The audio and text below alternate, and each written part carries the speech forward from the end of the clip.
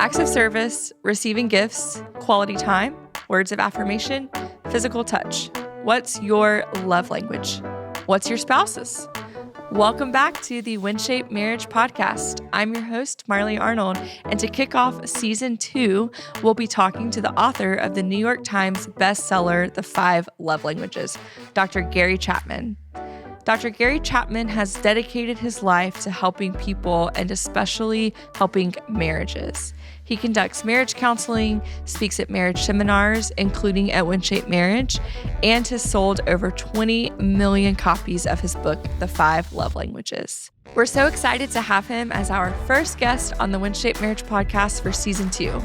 We break down the 5 love languages, talk about what they are and how to utilize them to enhance your marriage. So let's dive in.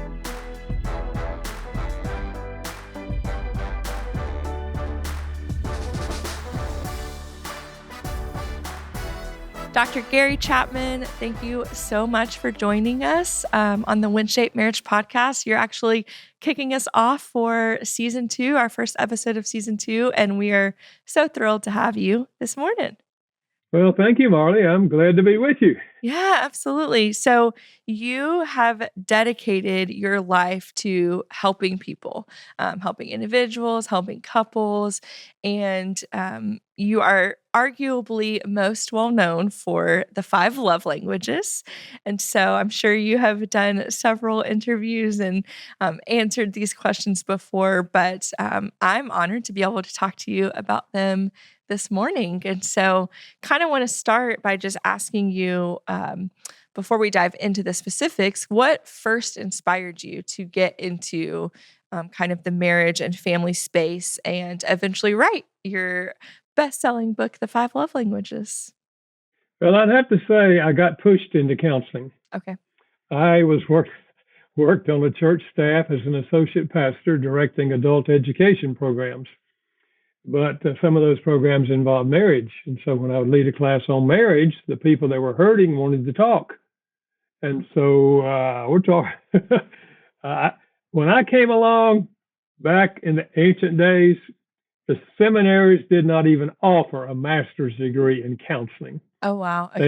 They had 4 or 5 classes on counseling. I took them because I thought a pastor needs to know something about, counseling. But it became, over a period of about 10 or 12 years, it became a major part of my ministry. And I've spent so many hours and years now in working with people. Now, as far as the love language is concerned, that book was born in an encounter. I wasn't even thinking about a book when I had this encounter. But I'd been counseling for a number of years, and a couple came in. I never met them. I found out later they'd been married to each other for 30 years. And the wife said, before we start, let me just tell you a little bit about us. She said, we don't argue. We don't believe in arguing. We don't have any money problems. And she went on with 2 or 3 more positive things. And I thought, well, did they come in to tell me what a good marriage they have? But then she started crying. And she said, the problem is, I just don't feel any love coming from him. We're cordial, but we're like roommates living in the same house. He does his thing and I do my thing, and there's really nothing going on between us. And I feel so empty inside that I don't know how long I can go on like this. Well, I looked at her husband and he said, I don't understand her. I do everything I can to show her that I love her. And she sits there and tells you what she's been telling me. She doesn't feel loved. He said, I don't know what else I can do. I said, well, what do you do to show your love to her? He said, well, I get home from work before she does, so I start the evening meal. Sometimes I have it ready when she gets home. If not, she'll help me. Then we eat. After we eat, I wash the dishes. Every Thursday night, I vacuum the floors. On Saturdays, I wash the car, I mow the grass, I help her with the laundry, and he went on, and I was beginning to wonder, what does this woman do?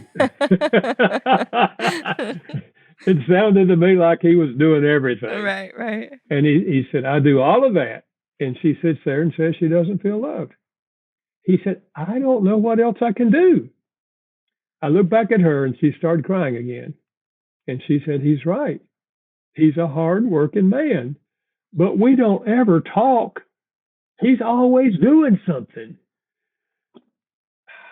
And it dawned on me, here was a sincere husband who was loving his wife in the best way he knew how, and a wife who did not get it emotionally. And after that, I heard similar stories over and over in my office. And I knew there had to be a pattern to what I was hearing, but I had no idea what it was. So eventually I took time to sit down and read several years of notes that I made when I was counseling and asked myself the question, when someone said, I feel like my spouse doesn't love me, what did they want? What were they complaining about? And their answers fell into 5 categories. And I later called them the 5 love languages. Yeah. Thus they were born. And I started using it. You know, if you want her to feel love, you've got to learn how to express love in her love language. If you want him to feel love, you've got to learn to speak his love language. And I would help couples discover their love language, challenge them to go home and try it. And Marlee, sometimes they would come back in 3 weeks and say, Gary, this is changing everything. I mean, the whole climate's different now. And you know, probably 5 years later, I thought, you know, if I could put this concept in a book, write it in the language of the common person, leave out psychological terms that a lot of people would not understand, maybe I could help a lot of couples that I would never have time to see in my office. Of course, little did I know, the book would sell now, 20 million copies. Yes. be translated in over 50 languages around the world. So that's the background, okay? I'm so thankful that you shared that, because I do think for so many people, you know them, and maybe you don't, which is why we're going to get into them today, which I'm excited about. But if you do, having that background, that context is so cool to really see where it was born out of. So I'm really glad that you shared that story. That's a good story. Well, let's just dive right into some of those love languages. And you're right. They are not some big psychological terms, but they're just for the average person, the terminology for them, which is also great. So let's just kind of start and maybe briefly just kind of run through them and tell me from the author himself what you had in mind when you were thinking or what you had in mind when you were thinking of each of these 5 love languages. So we'll kick us off with acts of service. Acts of service is what the gentleman was doing that I just talked about. Okay. All these things. He was doing things for his wife. You know, there's a verse in, I think it's 1 John that says, love not only in words, but in deeds. Do something to show your love. So in a marriage, it is such things as washing dishes, vacuuming floors, walking the dog, washing the car, changing the baby's diaper, anything that you know the other person would like for you to do. There's an old saying, actions speak louder than words. Yep. If this is their love language, that's true. It's not true for everyone. Okay. But if this is their love language, actions will speak louder than words. Okay? Okay. All righty. Receiving gifts. It's universal to give and receive gifts as an expression of love.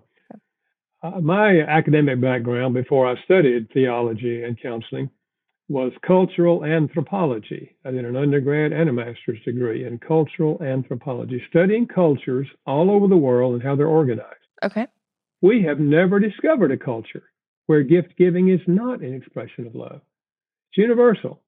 So in a marriage, this may be such things for a husband as flowers, you know, a gift of flowers.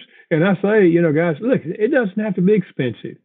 You can go do what your kids do. Go out in the backyard and cut one and give it to her. Yeah. Or if you don't have any flowers in your yard, check out your neighbor's yard. And don't steal them. Offer to pay for them. Yeah. Hey, can I give you $5 for that flower? And your neighbor's going to say, oh, man, I don't want your money. Take the flower. Yeah. So you can actually pick up a stone in a city parking lot and give it to an 8-year-old boy and say, hey, man, I found this thing and I thought about you. I wanted you to have it. Look at the colors in this thing. If gifts is his love language, you'll find that stone in his dresser drawer when he's 23, and he'll remember the day you gave it to him. So for some people, it's not that the gift has to be expensive. We've always said it's the thought that counts. But I remind people, it's not the thought left in your head that counts. It's the gift that came out of the thought in your head, okay? Okay. I love that. Yeah, we did in season 1, we did a previous episode where one of the questions was, we did a Q&A, and one of the questions was, what if my spouse's love language is receiving gifts, and we don't have a lot of money, we're newly married, and I remember Julie said exactly that, which is that it's the thought that counts. It's not the price tag on the gift, but it's the action behind it. So that's right. Now, if you have a lot of money and you just give gifts from the dollar store, then they know you're not doing much. Yeah. But if you don't have money, you don't have to give expensive gifts. Yeah, absolutely. Quality time. Quality time is the third love language. Quality time is giving the other person your undivided attention. Okay. This is what the lady was talking about when she said we don't ever talk. She didn't mean they didn't discuss logistics. Right. Who's going to take the kids to school, which restaurants you want to go to. She didn't mean that. Yeah. She meant we don't ever sit down and give each other our undivided attention and talk about life and what we're doing and what our visions and our dreams are. He was dying for quality time. He was giving her acts of service. So quality time is giving that person your undivided attention. And it doesn't always have to be talking, though that's a common and most natural way. It can be doing something with your spouse that they really want you to do with them, like maybe planting a little flower garden, in the front yard or somewhere, and they really want to do it, but they need your help, and you give your undivided attention to being with them and doing that with them. The attention and the quality time emotionally is more important than the flower garden. But so it sometimes can be activities that you're doing with them, something they really enjoy. And then you can pick the flowers if they have a secondary love language of receiving gifts. No, that's good, because I think sometimes and maybe this would be a stereotype, so I don't want to, typecast all men, but sometimes the idea of we need to talk or let's talk can feel like, oh no. But to your point, it can be the talking, but it's also just about the actual time spent together, even if it's, going on a walk or a run and you're not doing a lot of talking, but you're just spending that time together. So. Yeah, absolutely. Yeah, absolutely. So words of affirmation is another one of the 5 love languages. Words of affirmation is verbally affirming the other person, looking for things about them that you can honestly affirm. Okay. You look nice in that outfit. I really appreciate what you did. One of the things I like about you is just looking for things that you can comment on. Yeah. And you can speak the words. You can also write the words. I guess you could sing the words if you sing, You don't want me to sing the words, but. Now, I had a lady tell me some time ago, she said, Dr. Chapman, I know it would be good if I could give my husband some positive words. She said, but to be honest with you, I can't think of anything good to say about the man. I said, well, does he ever take a shower? And she said, well, yes. I said, well, how often? She said, well, every day. I said, if I were you, I'd start there. Honey, I appreciate you taking the shower. I said, there are men who don't. I've never met a man, a woman, a boy, or girl that you could not find something good to say about them. There's something good in all of us. So look for the good. Yeah. So words of affirmation. For some people, this is their primary love language. Okay. And last but not least, physical touch.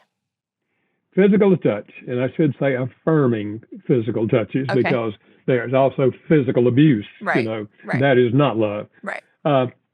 In a marriage, this is such things as holding hands, kissing, embracing, the whole sexual part of marriage, arm around the shoulder, driving down the road, you put your hand on their leg, sitting around the house, they walk by, you trip them. I'm kidding on that one. Don't trip your spouse. You trip them and then you catch them and you lean in for a kiss, and it was all planned. And for some people, this is their primary love language. Now, I should say this, because a lot of men will hear what we've said so far, and in their minds, they're saying to themselves, I know my love language, physical touch, physical touch. And they're thinking about the sexual part of marriage.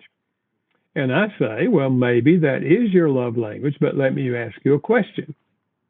Do non-sexual touches make you feel loved? And first of all, they look at me like a deer in the headlights. Are there non-sexual touches? I said, okay, let's say the two of you get out of the car, you're walking into a shopping mall, and as you walk in, the wife reaches over and holds your hand. Does that make you feel loved? And if he says, no, that kind of irritates me.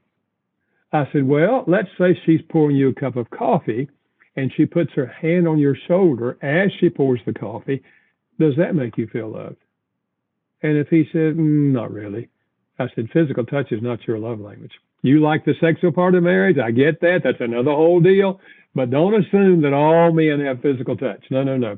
These are not gender specific. A man can have any one of the five as his primary language. A woman can have any one of the five. Absolutely. And I love that call out. And I would definitely affirm that. My husband's love language is physical touch. And it's definitely those things you were saying, he would have said yes. Like when we are walking into a store, he loves if I grab his hand or grab his arm or something like that, put my hand around his back or on his shoulder. So it's definitely a lot more to the physical touch love language. Yeah. If it was just sex, it would have said sex as the love language, but it's physical touch in general.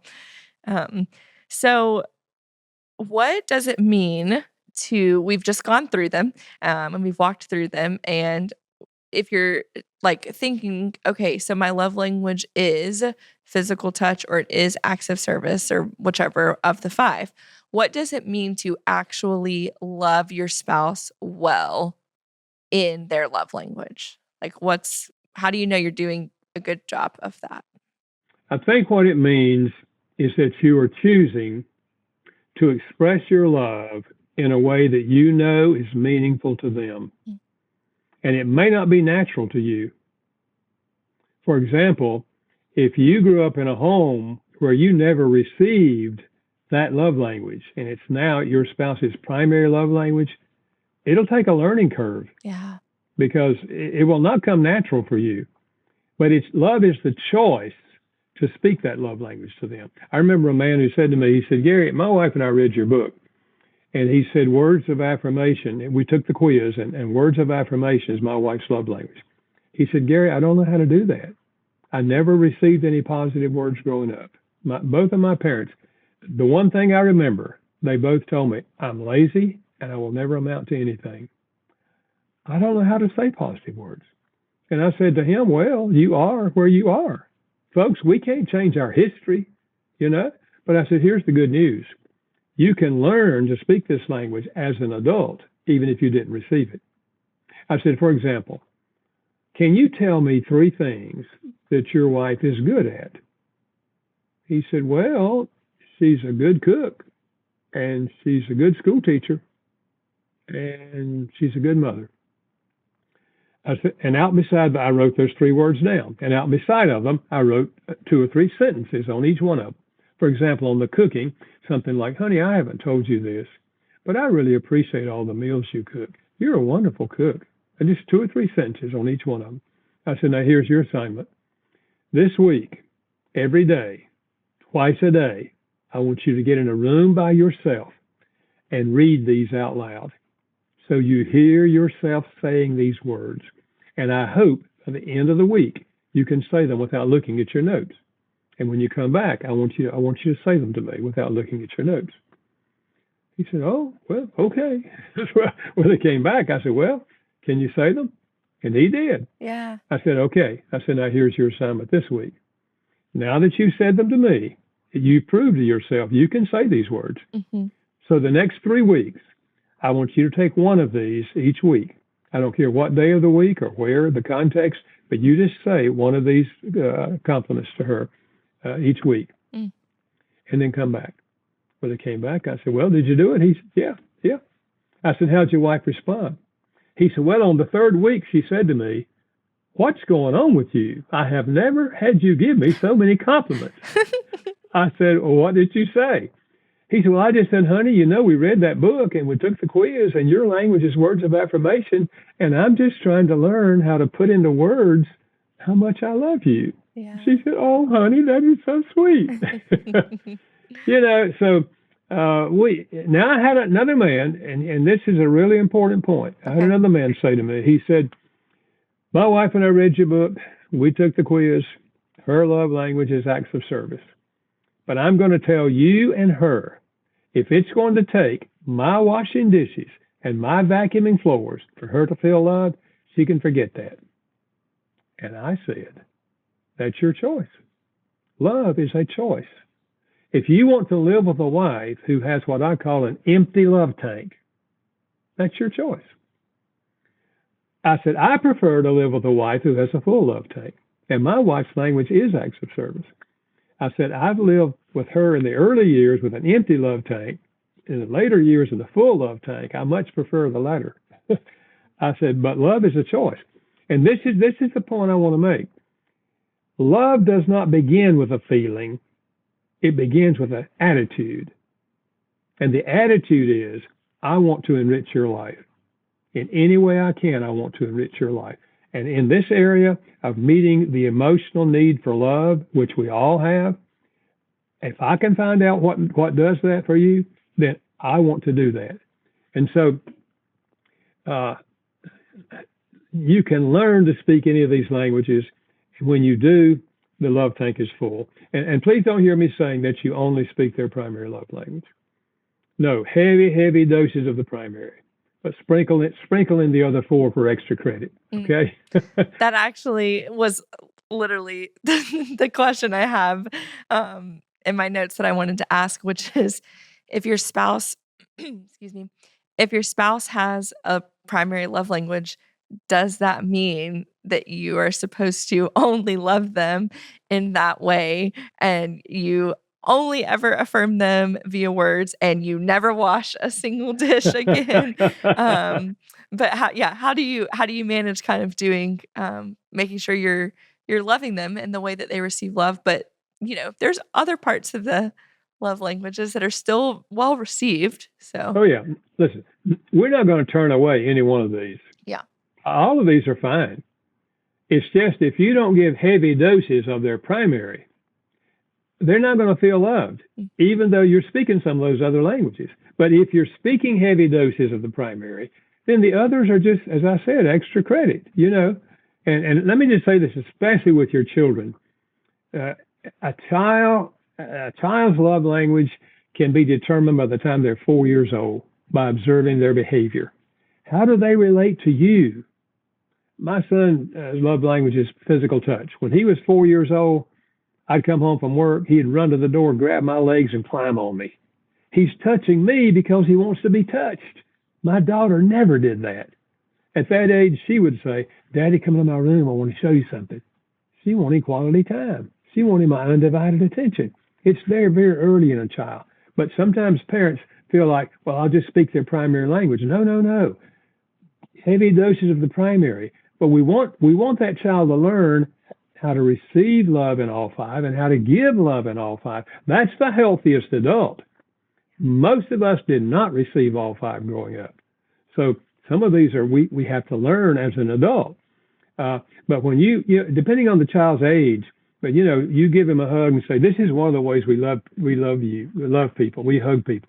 And then you say, another way we love people is by serving people. That's why when I make your oatmeal in the morning, it's because I love you. I'm doing something for you. And you teach these as the kid, on their age growing up, man, you're preparing that child for good relationships when they get to be adults. Yeah, absolutely. Do you think that there's any correlation to, I'm just curious, if you never received words of affirmation growing up, do you think that you tend for that to end up being your love language because it's almost like you were deprived of that so long that you then swing the other way? Or do you think that if you didn't receive one of them, that you have a hard time knowing that you even want that? Does that make sense? Yes, it does. The short answer, I don't know. Okay. Yeah. No, that's fair. I just thought I would ask. No. People often ask me that question. Yeah. Is this something we learn because our parents taught it to us? They loved us in that way, or is it what you said? We didn't receive it as a child, and therefore we want it now so desperately. And I don't really know. I don't know. Some people have asked also, is it something we're born with? Okay. It's like personality traits, or they're just there. But I really don't know whether it's nature or nurture. Or if it is nurture, then whether it was lack of it or getting it, I don't know. I just know it's there very early in a child's life. No, absolutely. And the important thing is identifying it. Whether or not you don't know exactly quite what tendencies led you to that love language, it's identifying it so that you can receive love well and then give love well to your spouse or to other family members. I know there can be some criticism maybe, or I don't know. I don't know that I've heard a lot of criticism, but I could imagine there could be a person that says, my spouse uses my love language to manipulate, feels very strong. But the point I'm trying to make is that to say, well, they never buy me anything. They don't love me, and kind of twist it into this like negative self-talk. They never, for that woman, he never sits down and asks me what I'm feeling or what I'm thinking.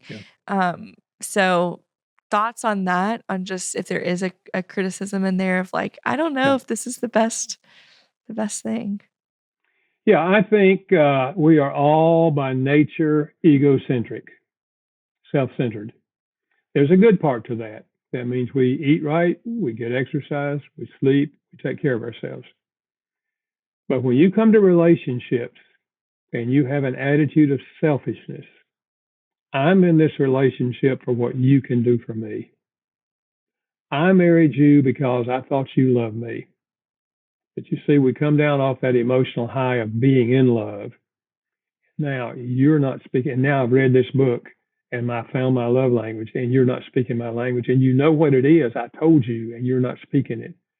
Yeah, because we're self-centered, we can beat our spouse over the head. And what we're doing is a disservice to ourselves because we're just driving them away.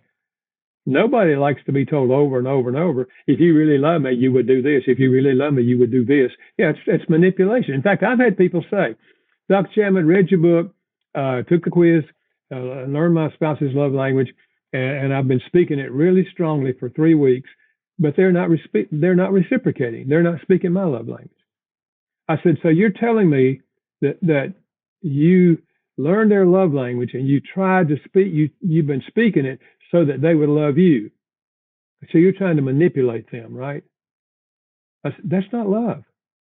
Love is unconditional. God loved us when we were dirty, rotten sinners and sent Christ to die for us. That's the kind of love. It's unconditional. If I know your love language, I'm going to choose to speak it, whether you're speaking mine or not. But here's the deal. The scriptures say we love God because he first loved us. The same principle is true in a marriage or any relationship. If you're loving your spouse and they're not loving you and they're not speaking your love language, but you're speaking theirs on a regular basis. In fact, I've asked people, why don't you try it for 6 months? Unconditionally, speak their love language for 6 months and see what happens. And many times, not always, I've seen that person begin to melt after about 3 months because they know they don't deserve what you're doing. They're not as good as you say they are. But somewhere along the line, they're going to start saying, wait a minute. Now, what can I do for you? Because what is your love language? I want to speak love to you. Love stimulates love.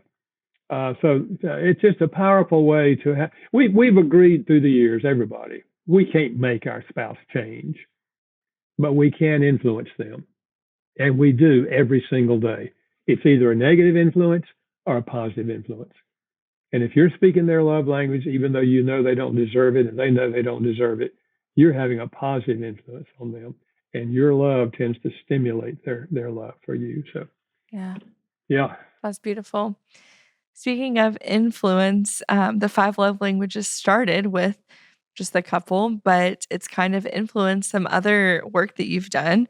And so you've done five love languages of children, teenagers, men. Just want to pick your brain and just see how did some of those other things come about? How did this original research and work on the five love languages influence some of the other work that you've done as well? Yeah, well, the children's edition for parents was the first one because parents who had read the original book, which was for couples, were saying, I heard many times, "Look, Chapman, does this apply to children?" And I really hadn't thought that much about it, to be honest with you. So I ended up talking with Dr. Ross Campbell, who was a Christian psychiatrist who lived in Chattanooga. I had read some of his books because I had not had much experience in counseling children. Most of mine was counseling married couples. Yeah. And asked him if he would be willing to think with me about this. So we teamed up and wrote that book together, The Five Love Languages of Children, helping parents understand how to effectively love children. And I say to parents, the question is not, do you love your children? The question is, do your children feel loved? We love our children by nature, but I'm telling you, there are lots of children that don't feel loved. And then later, I had parents saying, we read the book on children. It was so helpful, but now our child is a teenager and it doesn't seem to be working. What happens when they get to be teenagers? So then I studied and wrote a book on the five love languages of teenagers for the parents and talk about the fact that I don't think their love language changes, but you've got to learn new dialects because what you've been doing, now they're teenagers, that's childish. You got to learn more adult words or more, you don't say, "You sweet little thing, I just love you so much." You don't say that to a teenager, Right. And maybe when they were little, 8 years old, you could go out on the ball field after they play ball, hug them out there on the ball field. Don't do that to the teenager. He's going to push you away. Don't do that. Don't do that. Yeah. You have to do your hugs in private, And so if parents get that idea, they'll learn how to transition from their child's a child becomes a teenager because the brain is changing in the teenager. The brain is beginning to develop a logical thought. I didn't say they were logical. I said they're beginning to develop logical thought. And so they're going to question things that you just can't believe they're questioning. And you say, "What do you mean? I mean, you know better than that." Listen, when they're disagreeing with you on something, listen to them, have conversations with them because they're developing logical thought. They're not mad at you. They're just going through what's natural for every one of us. And then later, I wrote an edition for the teenager. It's called A Teen's Guide to the Five Love Languages. And I apply it to their parents, to their siblings, and, later those who start dating, to dating partners and all of that. And I think it was the singles edition that came in later, single adults, because single adults began to say to me, "I know you wrote your original book for married couples, but I read it and it's helped me in all my relationships. Why don't you write one for us?" So I wrote the five love languages for singles, which applies the concept to understanding their parents and why either they felt loved or didn't feel loved growing up, and then with their siblings and with their dating partners and with their work associates. I had really good response from that. And then there were several others that I never, ever dreamed about writing. And it was because I wrote them with co-authors who came to me with the idea. For example, how this works in a blended family. Ron Deal, who has been working in this field for 25 years of blended families, he said, "Gary, let's write one. Would you join me? Let's write one on how this works with blended families." Because the step-parent and the stepchild, they don't have an emotional bond at all. And even if you know that child's love language, you may reach out to speak it and they may push you away. because they don't know you. And we talk about you have to do incremental steps and so forth. So that's been very helpful to blended families. And then a lady came to me who had lost 2 children at birth and had been working in that field, helping parents with that grief and all. And she said, Gary, I've been using the 5 love languages for a long time in helping people with this. Can we write one together on how that works when you've lost a baby? Because mom and dad are likely processing grief in a different way. And if they're not speaking each other's love language, it can become even more painful. And then a lady came who had a special needs child and had been working in that field for many years. And she said, Gary, special needs children need love, just like the other children. And so I wrote that book with her on how this works with special needs children. Then a medical doctor came to me and he said, Gary, my wife came down with Alzheimer's at the age of 58, and she's passed away now. But I became so interested in that disease and in her that I resigned my position as the head of the oncology department at the local hospital. I went back to college and took a master's degree in counseling. I've come back and I've set up the memory counseling program at our hospital, and I'm using your 5 love languages. And I said, well, I'm very interested in that. So I went and sat in on some of the sessions and all, and we wrote a book together called Keeping Love Alive as Memories Fade, the 5 love languages and the Alzheimer's journey. It applies to any kind of mental dementia. So many good responses to that. Most recently, have written one on loving adopted children effectively, a 5 love language approach. Wrote that with a lady who has 2 adopted children, has been teaching in the Liberty University in the counseling department. And then also we have a special edition for military. Okay. Very cool. I've spoken on a lot of military bases, and the chaplains kept saying, Gary, you've got to write one for military and include in it, how do you speak these languages when you're deployed? So I talked to lots and lots of military couples to get ideas because they had been using the original book, like the chaplains had, so a lot of folks were using it. For example, you would think physical touch would be impossible to speak when you're deployed. But a lady said, I knew his language is physical touch. So when he was deployed, I traced my hand on a sheet of paper and mailed it to him with a note that said, put your hand on my hand. I want to hold your hand. That's Later, so he told me, he said, Gary, every time I put my hand on that paper, I felt her. It's not literal touch, but it's emotional touch. And that's what we're talking about. Yeah. And then a gentleman said, well, I knew her language is physical touch. So before I left, I said, honey, I'm going to leave this jean jacket here. Anytime you want a hug, you put it on and I'll hug you. She said, Gary, every time I put it on, I felt his arms around me.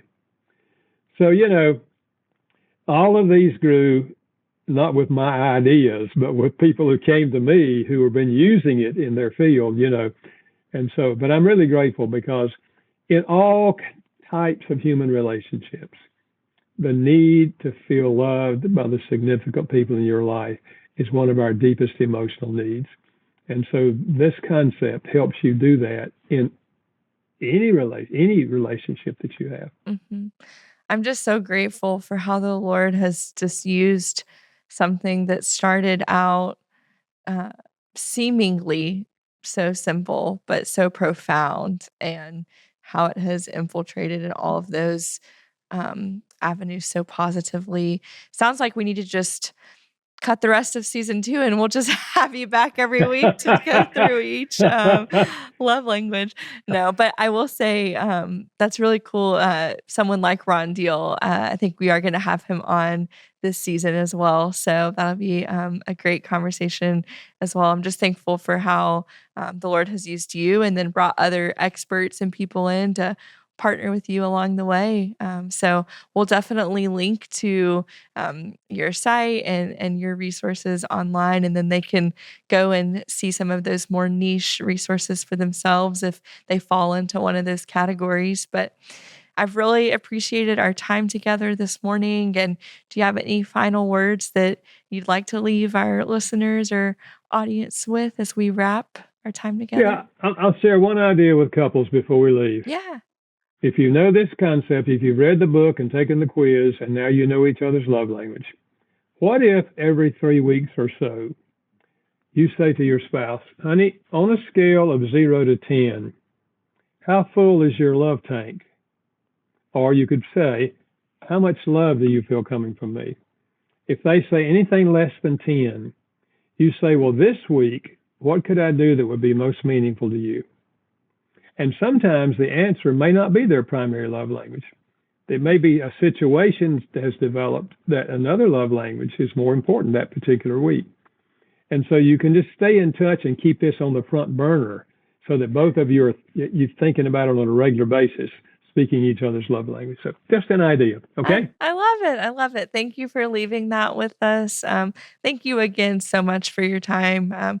Really, really appreciate it. And we've been honored to have you. And hopefully we'll have you back for another episode. We can talk through one of your other love languages or even your 5 apologies. I think there's so many things that we can talk through. But we've really enjoyed our time with you this morning. So thank you so much. Well, thank you. I enjoyed being with you, and I'll look forward to the future somewhere down the line. Okay? Absolutely. And thank you guys for tuning in and listening to this first episode of Season 2 of the WinShape Marriage Podcast. Hope you guys have enjoyed it, and we'll be back every Wednesday with a new episode for Season 2. We'll catch you next week. Hey there. If you're enjoying this conversation, make sure to like the video and subscribe to our channel for more marriage resources. And let us know what you think of this episode in the comments below.